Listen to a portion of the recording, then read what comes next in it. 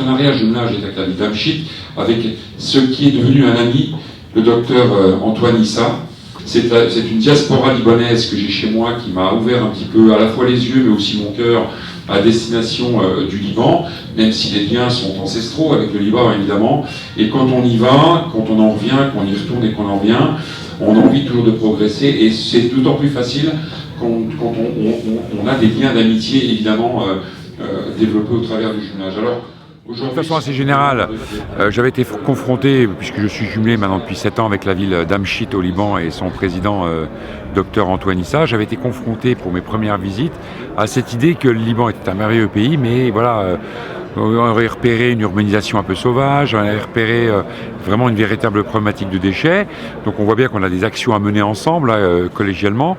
Et puis pour être dans la concrétude, si je peux me permettre l'expression, voilà comment un maire comme moi, d'une ville de 10 000 habitants, même si c'est dans une grande métropole qui est celle du Grand Nancy, je peux donner un petit coup de main. Il m'avait dit, il a été surpris quand il était venu sur le Grand Nancy, tu peux voir nos installations, comment fonctionnait une usine d'incinération sur les déchets hauts. Et il avait vu ces machines, elle avait, comment dirais-je, les voiries. Il avait été un peu subjugué par ça. Il m'a dit nous on n'a pas ça, on n'a pas les moyens. Et donc ça fait 1 an et demi qu'on est sur le projet. On a réussi à acquérir, parce que les moyens d'une ville de 10 000 habitants ne sont pas non plus exceptionnels. On a réussi via des réseaux à obtenir cette machine-là. Maintenant il faut qu'on l'achemine. Donc on réfléchit à l'acheminer via cargo sur le Liban. Donc je pense que ça en passe de se réaliser. Évidemment, peut-être en lien avec l'armée aussi. Voilà, on a 2-3 pistes potentielles.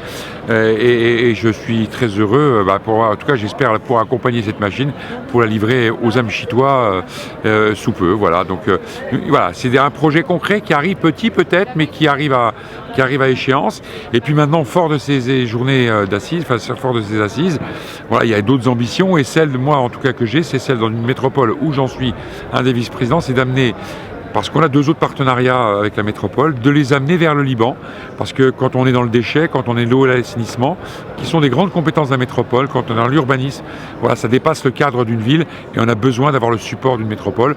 Donc écoutez, je vais porter la bonne parole dans ma métropole et je ne doute pas un instant qu'on va pouvoir, comment dirais-je, amener de l'expertise aussi sur le Liban, sur cette région particulière d'Amchit que j'adore. Et puis que comme on n'est pas nombreux dans l'Est de la France, on sera peut-être aussi les initiateurs d'autres partenariats. Alors Small is Beautiful, vous sembliez le défendre un peu, c'est-à-dire qu'est-ce que vraiment on appréhende à une échelle de gré à gré, de localité, vous dites 10 000 habitants chez vous, et que ne peut pas saisir la structure nationale ou même régionale par exemple. Vous voyez ? Ce qu'on ne peut pas nous appréhender, alors déjà il faut déjà s'appréhender un petit peu la culture du pays, j'ai envie de dire, pour être dans l'action, à la fois l'organisation territoriale, à la fois alors, le Liban, l'organisation religieuse, j'ai envie de dire, avec toutes les difficultés que ça peut représenter. Une fois qu'on a saisi ça, ça se fait pas en 2 jours, ça se fait pas en 2 jours. Donc une fois qu'on a saisi ça, évidemment on se crée aussi une amitié. Moi franchement, j'y vais même en vacances là-bas chez mon ami Antoine. Mais une fois qu'on a ça, on a aussi nous nos contraintes, on a aussi nous nos difficultés, on a aussi nous, comment dirais-je, nos limites.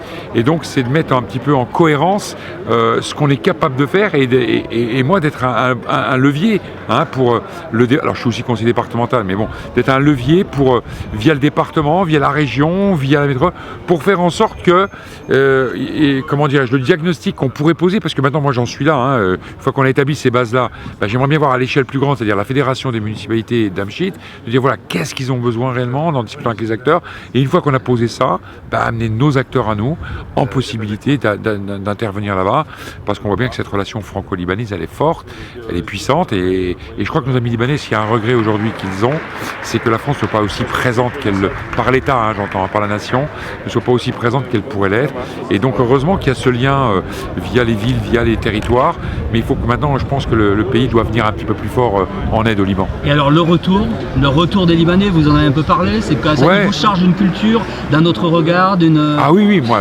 Quel est le retour? Quel est le donnant? Moi, clairement, le retour que j'ai, moi, c'est la capacité à pouvoir vivre en comment dirais-je, culturalisme, et que j'avais pas forcément, moi, dans comment dirais-je, même si je suis d'une culture italienne, etc. Mais voilà, l'acceptation de travailler ensemble. Et ça, c'est quand on voit les réfugiés, quand on y va syriens, les musulmans, les chrétiens, et les musulmans dans leur diversité, les chrétiens aussi dans leur diversité, de voir comment ça fonctionne, même si ils se culpabilisent peut-être. Enfin, moi, je les vois qu'ils travaillent avec beaucoup d'humilité et puis ils arrivent à travailler, malgré les difficultés. Ça a changé votre regard, votre réflexion sur, par exemple, les questions qu'on dit de migration, d'immigration, etc. Ouais, parce que aujourd'hui j'ai beaucoup de respect pour Antoine, parce que gérer une ville de 25 000 habitants avec 10 000 réfugiés autour, alors que moi, je dois avoir 4 familles de réfugiés chez moi, les Syriens d'ailleurs, entre parenthèses. Oui, et alors que la population tend un peu le dos, je veux dire, voilà, quand on est... Mais là, il n'y a que l'expérience, il n'y a que le terrain qui montre ça. Les gens qui ne connaissent pas, voilà, c'est 4 familles syriennes, pour eux, c'est comment dirais-je, une vraie difficulté, alors qu'il n'y a aucune difficulté à les gérer, quoi. Donc surtout quand on sort d'une expérience comme celle-là. Donc voilà, ça apporte de l'humilité, ça c'est sûr. Ça apporte un esprit beaucoup moins critique. Ça apporte, comment dirais-je, la capacité à être tolérant. Ça apporte aussi la capacité à être moins exigeant de la part de nos collectivités qui sont au-dessus de la métropole. Moi, je suis assez quelqu'un qui rentre dedans, excusez-moi l'expression.